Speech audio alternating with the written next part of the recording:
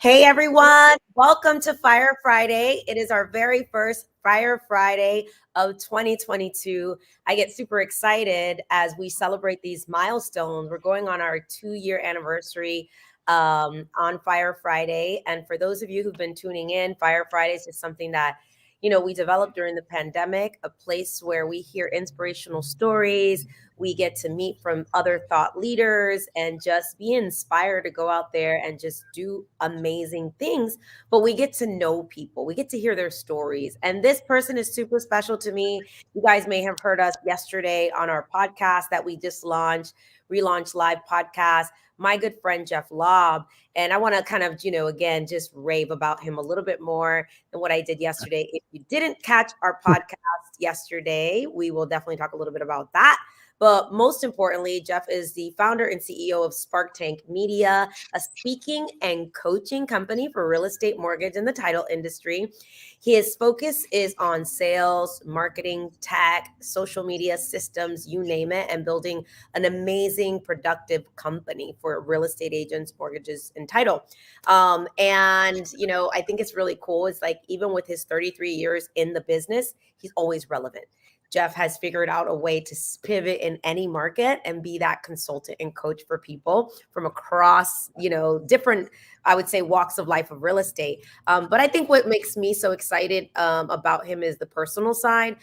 Before I dive into that, Jeff, let me just also rave about the fact that you were also, you're a big Inman influencer.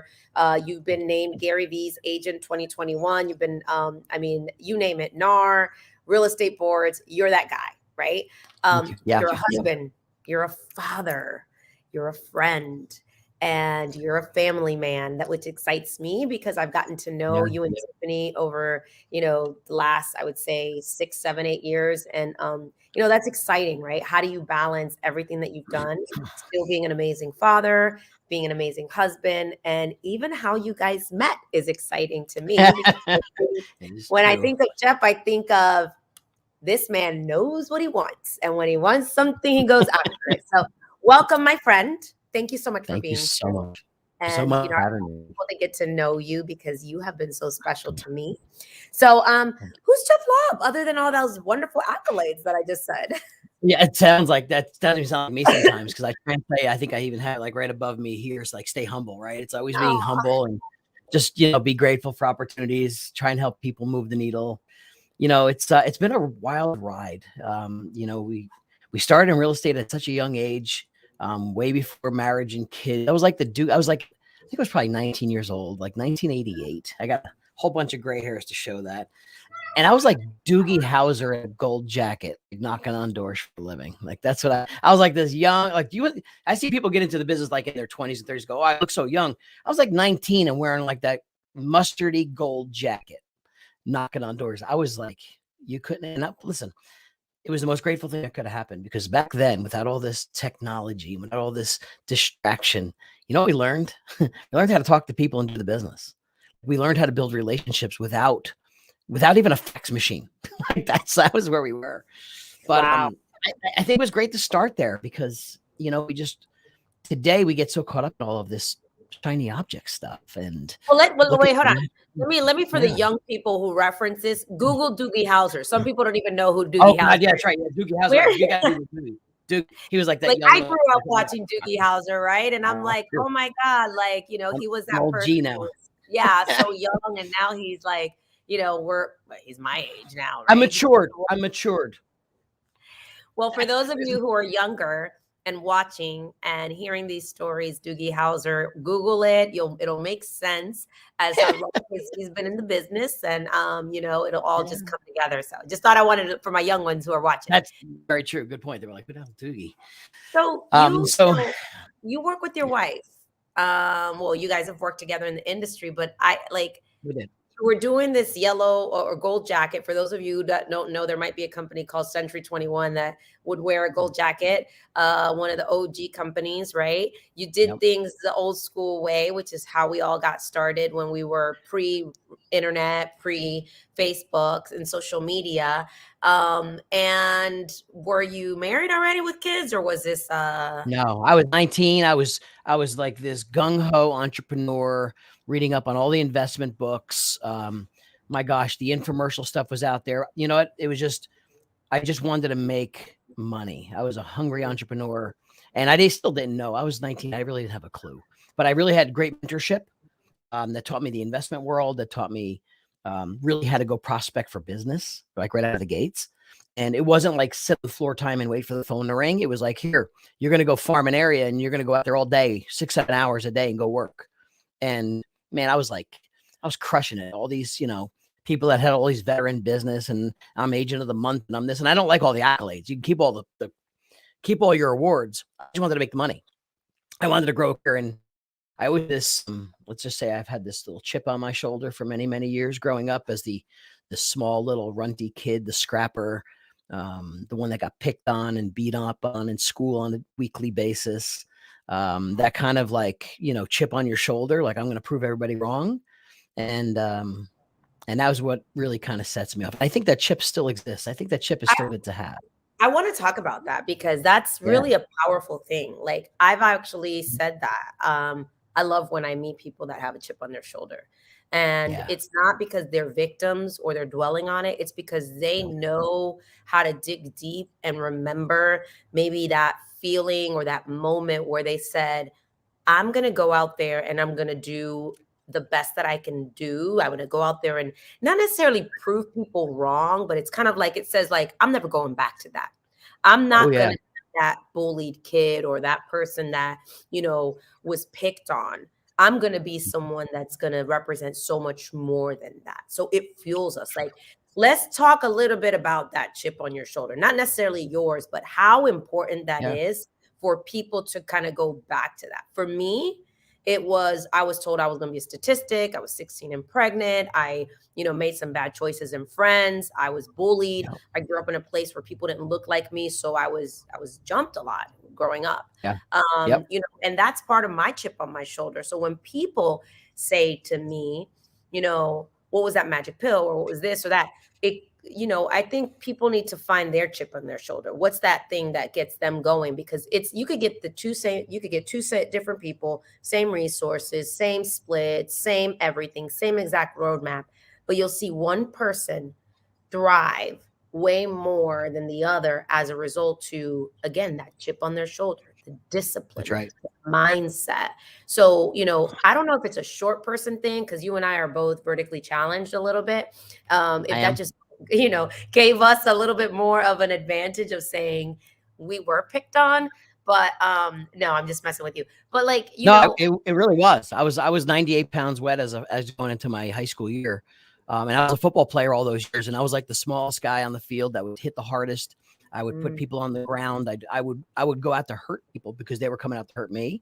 It sounds crazy, but that's football. But when I got to high school at 98 pounds, there wasn't much of me. It was the peewees, the runts, the who wants to just push me into a locker, who wants to wrestling. They would nose bite me till I bled on my nose, like all that kind of stuff. While it seems humorous in some aspects to them, it got to you mentally for some time.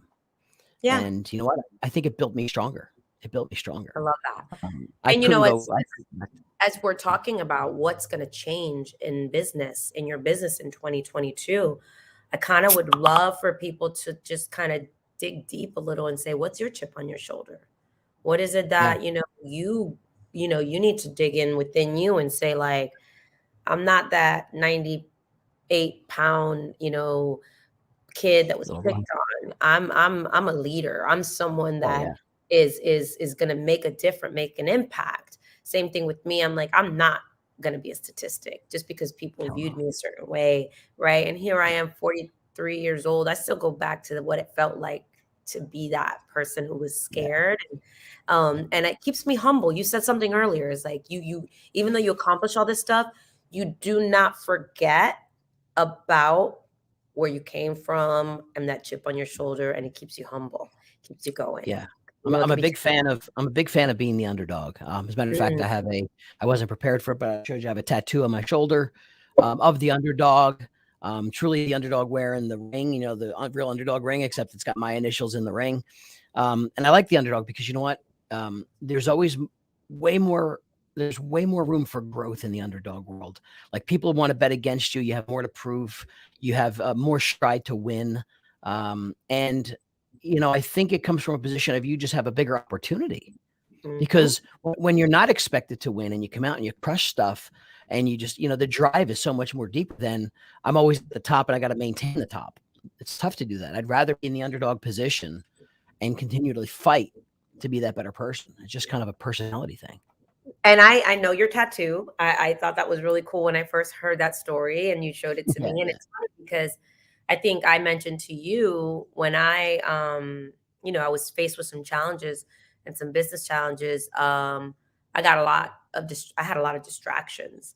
And I think I did say that to you. I said, I'm scrappy and I bet on the underdog. And I think that's how that conversation came up. And we started talking about your tattoo, the underdog. But I remember betting on the underdog and I was considered one too. And someone had told me, do you want to sit at the table with the people who've already made it? Because we know and it was just something I was like, no, I'm a bet on the underdog. It was just something about it. I wanted to be scrappy. And I think that's why you get along so well. I think our business is scrappy though. So we've got to continue to scrap for business. We wake up unemployed every day. Like we've got to go find ways to make a living, and find new business every day where it doesn't exist. So when you created something, so you were a franchise owner for eggs. Okay, so you did the Century 21. Yeah, so I was Century 21. I migrated into some of the commercial space. Actually, I did a pretty big stint in the New Jersey market of just commercial. We focused on retail. Was a great education. About 7 years in retail, putting in, let's say back then, we were doing like Blockbuster video deals, furniture stores, Subway franchises, putting in that kind of retail space. So great run until I gotta just say it, my own broker put me out of business, took my clients from me without me knowing it, took all most of my deals behind my back. And in the commercial world is a huge, huge payday and then far and few between, right? So it just got me to the point where I couldn't hang on much any longer there. So it was from there, I actually shifted a little bit, kept my real estate license and some investments, and I migrated because I needed to get a jump start and some salary and some dollars. And that's usually against my personality. Like I'll go back and start from scratch, but I was just getting into family mode. And I went and took a corporate role in a sales positions where I got a lot of my sales corporate experience.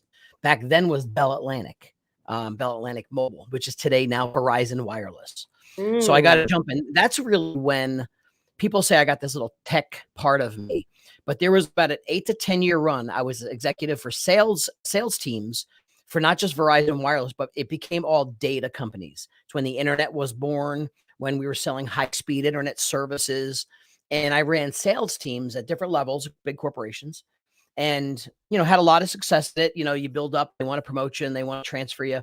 But that's when I was in my early family mode. I needed a little more security there, kept my real estate license, and did the .com. Literally, .com was recruiting. Every other year you're getting headhunted, another 50 grand a year, another 100 grand a year, another, like just throwing money at you, right? All these IPOs were going crazy. So I rode that wave until the bust.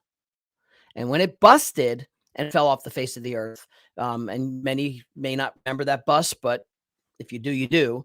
And then I jumped back into real estate. That's literally when I jumped back into real estate. And then I was with Remax. Spent some time Remax. It was a unique model. It was different than conventional mentality. I was entrepreneurial. It gave me the flexibility to do my own creative marketing. I paid my desk fees. That's where I met my wife this time. She was just getting her real estate license, and we met in the real estate space. And what's funny is, I don't even know, maybe she probably told you this, but when I first met my wife, she was coming in as a brand new agent, right? Brand new. And in our office back in the day in Remax, I had my whiteboards up. I was one that carried probably 40 to 50 listings at a time, all the time inventory. So I had a lot of moving parts. I had an assistant or two, a couple buyer's agents. I had people, runners for me to run.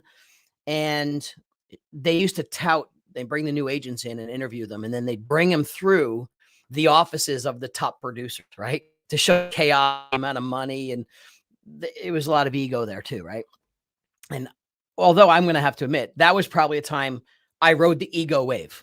Like I was all into, which is killing me to say this, but it was all about me. That's how we were. And I hate to even say that because I am so not like that. Isn't that what a lot of real estate is like? A lot, Yeah, it kind of exists but out there. it does still exist, but it's so not me, but it was me for a while. Yeah, I It was really that was. person for a long time. I thought that was part of what the success formula was, and I realized it was holding me back. But It you know, was, we yeah. acknowledge it, right? We're aware. Yeah. So no, I enjoyed a great time at Remax. A new brand came along back then that was unheard of. It was Exit Realty. Bought some franchises there, ran multiple franchises. And then they kind of caught wind of I had a little bit more skill than franchisee. So they brought me up through the training levels, then the executive level, became the vice president of the company. From the sales and tech side of things, sales and marketing tech, and became more of the face, meaning how do we use all this stuff to make money? Because I don't know how much when tech, the iPad was coming out and all the iPhone stuff was being born. And it didn't really matter about that. We had to start to learn how to shift as real estate agents. How do we still have to do production. We still have to sell real estate. So that's when I got this tech kind of title, but it gave me a lot of forward facing exposure, which I'm very grateful for. At the time and when I joined Exit Corp, based out of Canada, but I was in the US, we went from 300 offices, built about 800 offices, US and Canada, did a lot of travel. And it put me in front of other brands and other brokerages too, and really got to learn all the models and the competitiveness and how to sell it. And it was a really good run for me. I got to be honest. We parted ways about 8-9 years ago, corporately, just from a different vision of growth and opportunities. Started my own company, Spark Tank Media. And I wanted to be able to build either products, coaching platforms where I could just help more people, because as an executive of one company, I can only help so many. We were limited, right? So I wanted to be able to coach teams, help teams grow. I wanted to be able to help brokers become profitable, or help make better decisions, because nothing in this real estate world hurts more than having no production. You could have all the best talent in the world. If they don't produce, you're broke. So Spark Tank Media was born. Built some products like Coach 52 and some other platforms for teams and brokerages, and expanded. I'm a big believer in having multiple streams of income, multiple streams of a company. The same thing I teach real estate agents, having multiple streams of lead sources. And that's how we built our business. I had at least 7, and this is a really important talk for another time, but 7 streams of productive lead sources to grow your business. You might have Zillow, you might have Realtor.com, but you've got to have 5 or 6 others that are producing referral-based business into your pipeline. And we can always talk about that. But I believe that in all the things I do is having multiple streams. So trying to teach that to some of my children right now as we speak about, things they might want to do as a career. So they're kind of getting a taste of what dad does until they really jump into the seat and do the work. But they're kind of asking their questions starting now. Like they're thinking through it. Like, what about if I tried to do this and this? Could I do both? I'm like, you might be able to. Yeah. So, I lost your audio. I know that you have, is it 6 kids? 6 kids. I have 6. Yes. Of the 6 kids, how many of them have interest in real estate? I'm going to say, well, let's just say the ages right now are from 10 to 22. Okay. And we're a blended family, right? So we got 2 22s, one just turned 19, got a 14, 12, and 10. I had to think for a second. Okay. You guys got transport. My 14-year-old is already like, if you looked up Doogie Howser on the Google before, he's like him. He's already studying real estate. He already comes out and learns how to flip properties with us. And he's like that nerdy, geeky, athletic kid that can do both.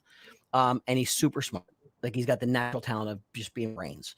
So I don't know if he has the grist yet to go out and grind and sell, but he's got the mindset for it and the passion for it, which is probably all he needs right now. Gil Ramos, obviously one of my partners, our partners, he said to me something.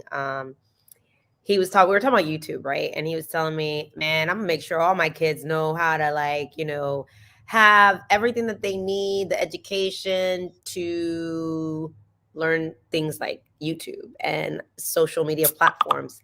It's crazy how as we evolve and before it used to be, I want you to go to college. I want you to do this. I want you to do that. I literally were having a conversation. He has 6 kids too, 2 sets of twins and a blended family as well. And he was telling me, he's like, no, I'm investing in my kids having the training and knowing what works in that world, because he's like, I mean, it's a completely different era of opportunities. And he says, I want my kids to be able to be YouTubers if they want, and be these, influencers that know how to make money just by clicks and stuff. I was like, I don't remember ever hearing that growing up, because things have shifted. Things have changed. As the title of this is, what's going to change in your business? Even parenting styles have changed, right? Where not Gary Vee, right? He says, going to college is not something that everyone should be forced to do, but we grew up thinking that it was supposed to be that way. And when we talk about blended families and big families, every child's different, right? When you have that many kids, you start realizing different personalities, they have different pathways, right? That's right. You start honoring that a lot more. It's like Gil saying to me, I want them to be able to have those resources at their fingertips, because if my kids want to be a famous YouTuber, then that's going to be something that I want to support them in. And it's just interesting to know how not only are we changing our business, we're changing our mindset, even parenting, right?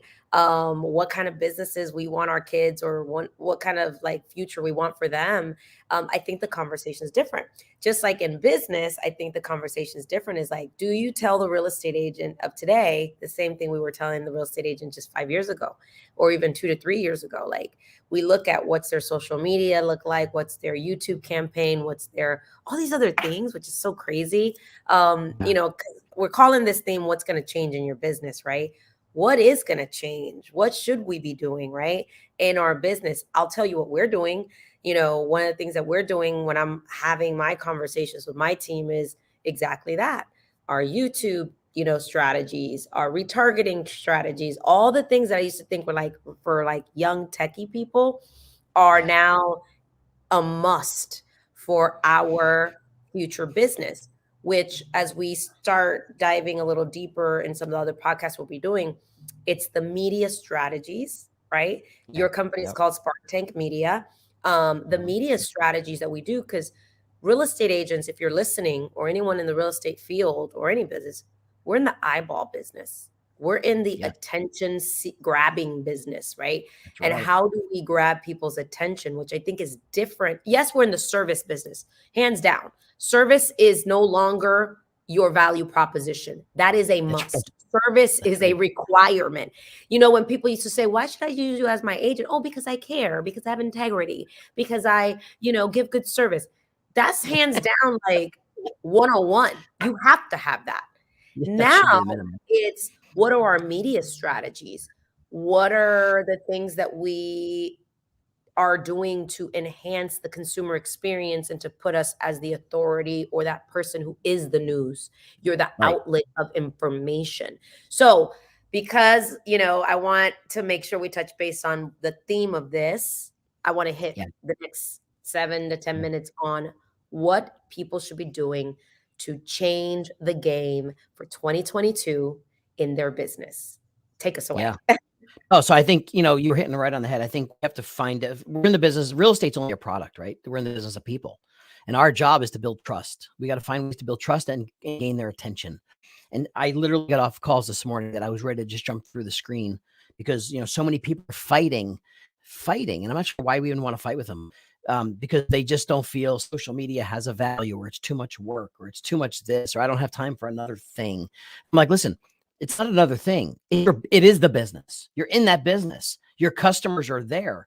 We need to learn to shift as to where your customers are right now and where they're going to be in the next 5. And quite frankly, if it's Instagram now, it very well might be very soon, if not now, TikTok as well, or the next evolution of where are they spending their time? Because if you're not getting in front of them, someone else is, and they're building a reputation and like and trust virtually and on social, but they're going to get the next phone call and you won't, because you got to remain relevant. So we don't like change, but you know what? The biggest money, and this will be my next tattoo, I promise, probably on this arm, will be we need to get uncomfortable. We have to learn the money is made by getting uncomfortable.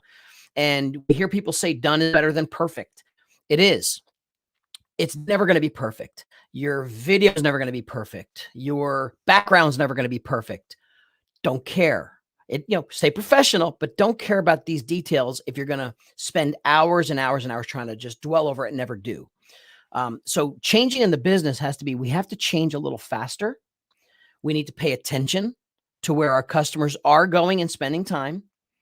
And then we need to make sure, and this is probably, if you're in the real estate space or mortgage or anything, is 40, 50, even 60% of your day needs to be spent finding ways to connect with new people. You got to find new people all the time. You got to be in front of them. If you can't be in person, you got to be online. If you can't be online, do a virtual coffee chat. You've got to find ways to connect with different groups of people, because if you don't, you're going to spend all your time doing the busy work and you'll be busy and broke. So jokingly, we say sometimes, and I think we said this even on the podcast, so I may repeat it, but, if you're working on your 2 transactions, a month, realistically, what are you doing with the rest of your month? Like, how long does it take to work on 2 transactions? Like busy and broke. That's like the number one formula to literally driving yourself crazy. Because the things that you're doing are just like a bumblebee, just all over the place saying you're busy to be busy, but you're not doing shit. So when I challenge a lot of people, the people that we coach or teams or whatever it is, we challenge them to look at their calendar. We challenge them to look at their time. We challenge them. What are they saying? If they say something doesn't work, like, oh, the leads suck, or the leads, okay, do the leads suck, or do we need to get better at it? Right. So let's weigh that out. Maybe we need to get better at it too. Maybe we're just saying 1 or 2 things that aren't connecting with that customer. And it's the little tweaks. It doesn't take a lot. It's the little tweaks to your everyday business that will make the biggest improvements.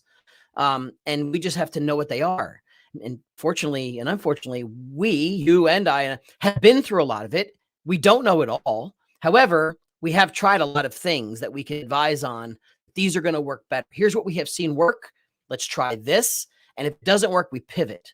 We don't wait. We pivot quick and we keep moving versus getting stuck, stalling, and then can't make a decision. So I like to move fast. People we work with have to be willing to move fast. Well, let's talk about fast. We talked about this yesterday. And by the way, if you haven't checked out our podcast on Spotify, we're on Spotify, Relaunch Live, and Google and Apple Play is they will be next the next couple of I would say like 10 to 15 days. But go ahead and follow us on Relaunch Live Podcast, where we're going to have some amazing speakers and some good stuff. Speed and action, right? We talked about the formula, being busy and not being, productive, and not being, having a framework. But then we also talk about, again, people who are waiting for that perfection. You just said that, and you said it. Another formula to success, the real formula to success is action. What leaders that I have seen do is they take action. They are not afraid to fall on their face and get back up. The speed of taking action, but the speed of getting back up when things don't work out is another gift of the business.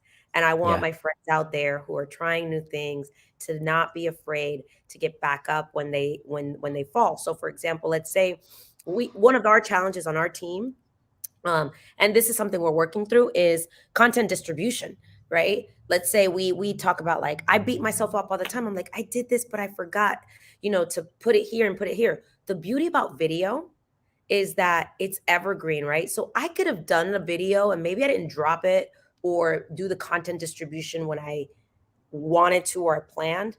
Who's to say that video can't come back as a throwback, right? Can't come back and then we get it on the right platforms. So I used to beat myself up and think like, well, that's wasted because the video never played. Use it as an asset. I learned from it, right? So, taking action, and I'm using it as an example of like one of the things I struggle with, because I beat myself up a lot. I was like, darn it, we didn't do this. But then I realized, Veronica, get back up. Now leverage that content and get it distributed when you're able to, and don't give up on the fact or the idea that you didn't do it in that moment.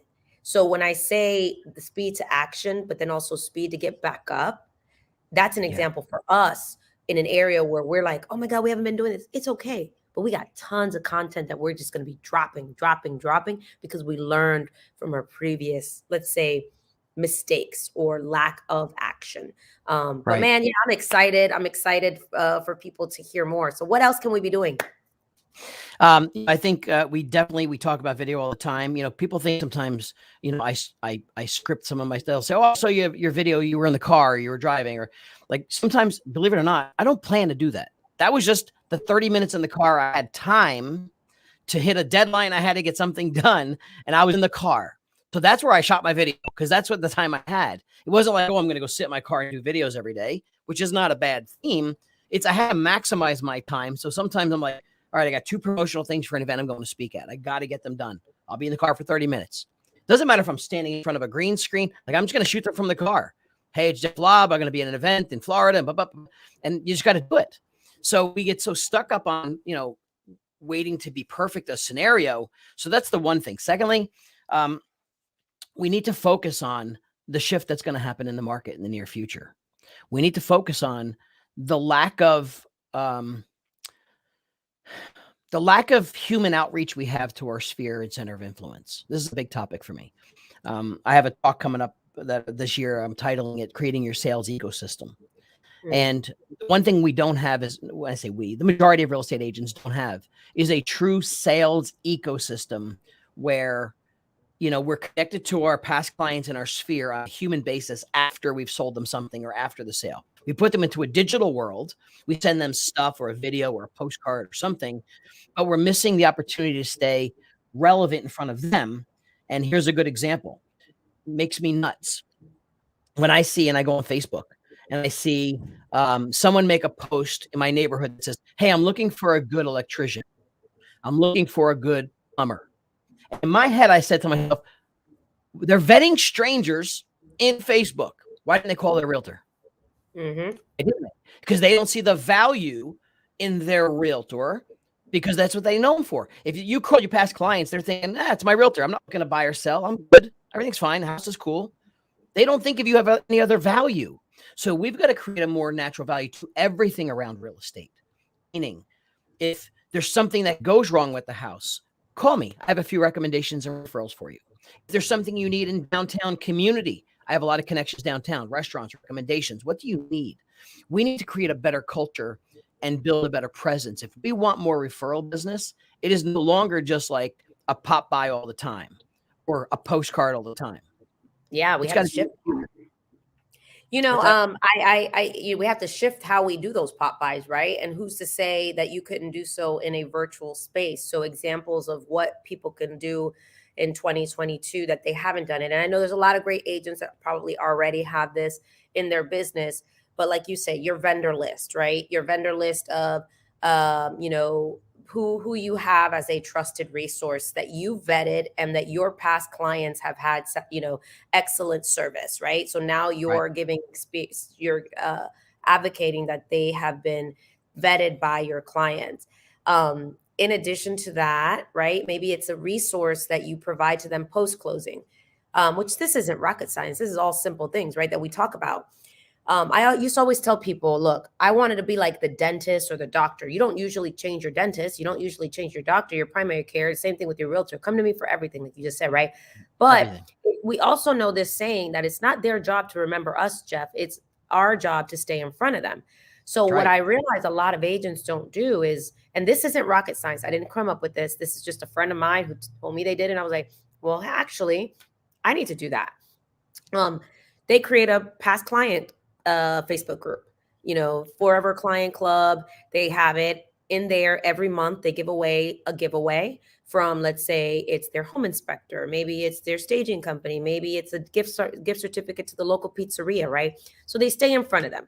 In addition to that, they have the AC company come in and give tips on how to keep your AC up.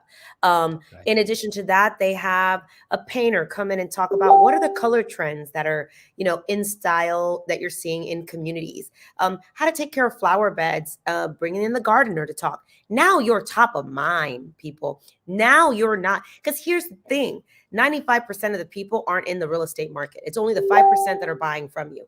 But the fact that you are still the resource for them of, making sure their yard looks beautiful, making sure they understand which are the best fertilizing companies out there. Why do you need a fertilizing company? What is the best color schemes, right? Bring in a stager, we only are thinking so reactive to the sale that we're forgetting the resource that we can be, that ultimately will position you as the leader that they think of for all things real estate. And what I've always said is, you become the person that they consider the go-to for everything. They become your raving fans and your ambassadors. And your job is not only to sell them a house, your job is to make it to where they trust you so much and they want to introduce you to their top 100, to their That's right. friends.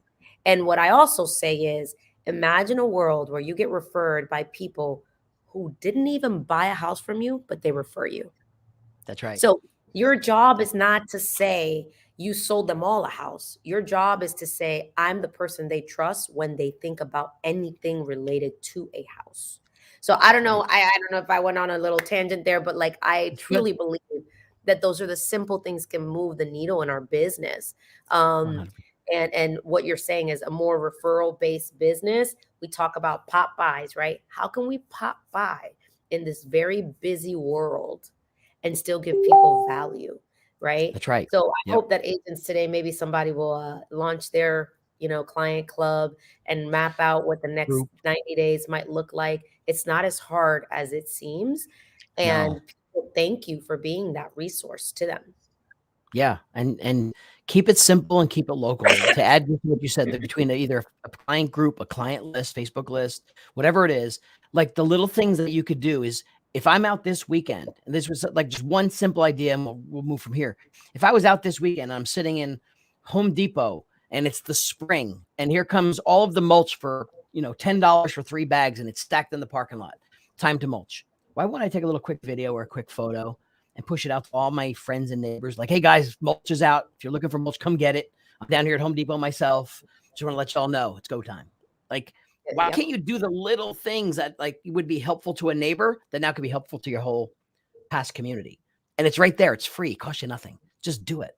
So those are the little things that will generate attraction.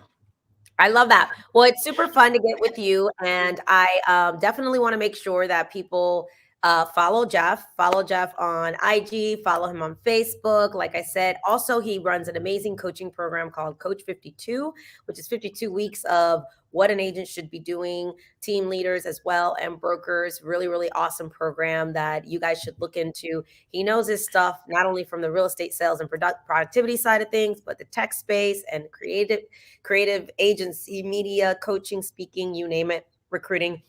One of my dear mentors, friend. You're going to get to hear a lot more from Jeff on our podcast called Relaunch Live Podcast, which is already streaming on Spotify. And Jeff, I just want to thank you for coming in. I'm pretty sure we're going to have you again on Fire Friday as we continue to just spend more time together. You're one of my favorite people. So thank you for joining us. You are an inspiration to me, my friend, the underdog. We are the underdogs. Underdogs, baby. We're scrappy. We're vertically challenged. We are Doogie Housers of the world, right? I've got to go. But listen, until next time, Relaunch Live Podcast. We're going to take it away. Ella, thank you again, Jeff. Guys, see you on the next Fire Friday. Appreciate y'all. See you.